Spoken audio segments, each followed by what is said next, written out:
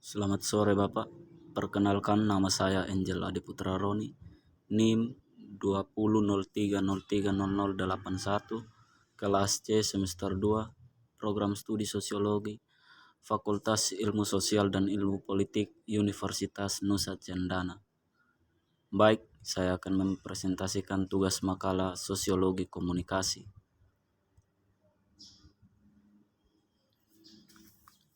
Pengertian komunikasi. Komunikasi adalah kegiatan perilaku atau kegiatan penyampaian pesan atau informasi tentang pikiran atau perasaan. Komunikasi adalah sebagai pemindahan informasi dan pengertian dari satu orang ke orang lain. Komunikasi adalah berusaha untuk mengadakan persamaan dengan orang lain. Komunikasi adalah penyampaian dan memahami pesan dari satu orang kepada orang lain. Komunikasi merupakan proses sosial. Komunikasi artinya berbicara atau menyampaikan pesan, informasi, pikiran, perasaan.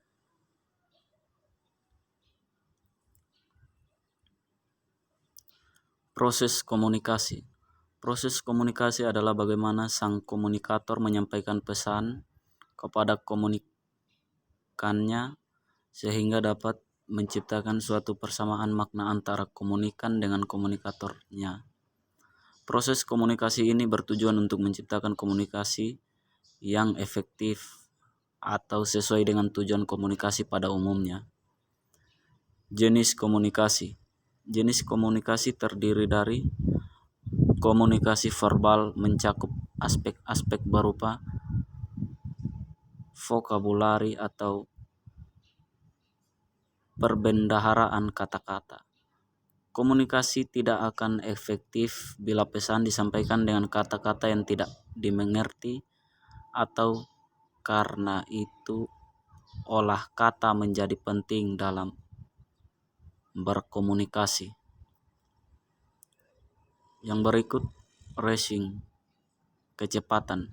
Komunikasi akan lebih efektif dan sukses bila kecepatan bicara dapat diatur dengan baik, tidak terlalu cepat atau terlalu lambat. Intonasi suara akan mempengaruhi arti pesan secara dramatik sehingga pesan akan menjadi lain artinya bila diucapkan dengan intonasi suara yang berbeda. Intonasi suara yang tidak proporsional merupakan hambatan dalam berkomunikasi.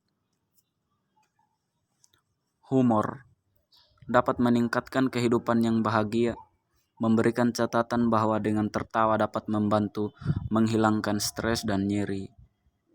Tertawa mempunyai hubungan fisik dan psikis, dan harus diingat bahwa humor adalah merupakan satu-satunya selingan dalam berkomunikasi. Singkat dan jelas. Komunikasi akan efektif bila disampaikan secara singkat dan jelas, langsung pada pokok permasalahan sehingga lebih mudah dimengerti.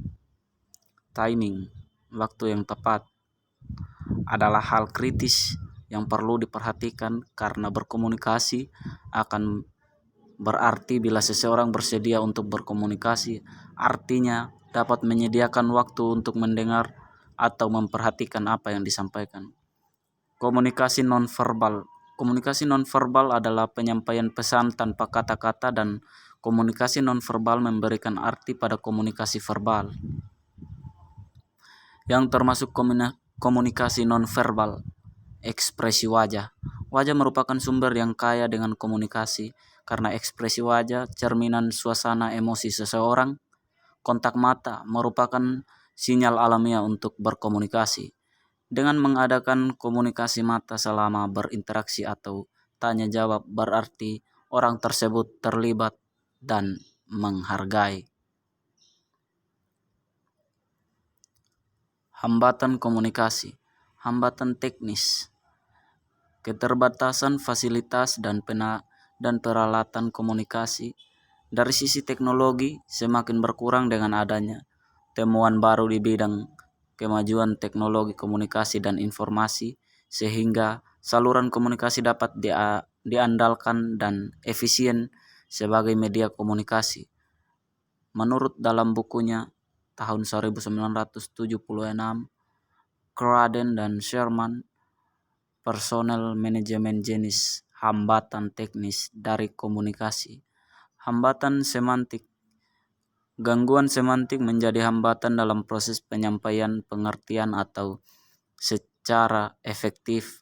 Definisi semantik sebagai studi idea atas pengertian yang diungkapkan lewat bahasa. Kata-kata membantu proses pertukaran timbal balik arti dan pengertian atau komunikator dan komunikan. Hambatan manusiawi terjadi karena adanya faktor emosi dan prasangka pribadi, persepsi, kecakapan atau ketidakcakapan, kemampuan atau ketidakmampuan alat-alat panca indera seseorang. Mengatasi kendala komunikasi. Hubungan antar pesona. Menciptakan hubungan intim yang dimiliki dengan orang-orang lain dalam tingkat pribadi, antar teman, sesama, sebaya ataupun dengan atasan, biasanya disebut hubungan antar persona. Suatu analisis khusus tentang hubungan antar persona menyatakan bahwa kita akan berhasil menciptakan komunikasi dalam organisasi bila melakukan hal-hal berikut ini. Hubungan persisional. Hubungan persisional ditentukan dengan pendekatan struktur dan tugas-tugas fungsional anggota organisasi. Menurut Cons, untuk mengatasi kesalahan umum yang merintangi kinerja efektif dan efisien individu dalam organisasi yang disebabkan ketidaklancaran proses komunikasi di organisasi adalah merencanakan penempatan atau pengaturan jabatan secara benar. Sebagian dari kegagalan untuk merencanakan dengan benar lebih banyak terletak pada peraturan orang-orang dari jabatan yang diberikan dari atasan, sehingga pada akhirnya terjadi kegagalan dalam komunikasi horizontal dan vertikal yang ada dalam organisasi. Berusaha menjernihkan hubungan. Kegagalan untuk menjernihkan hubungan organisasi menimbulkan kecemburuan, percekcokan, ketidakamanan, ketidakefisienan, dan pelepasan tanggung jawab lebih banyak dari kesalahan lain dalam pengorganisasian. Untuk itu perlu ada individu yang dapat menjadi jembatan untuk mencairkan situasi kebekuan komunikasi horizontal dan vertikal antara sesama rekan dan antara bawahan. Baik Bapak, sekian dari saya. Terima kasih.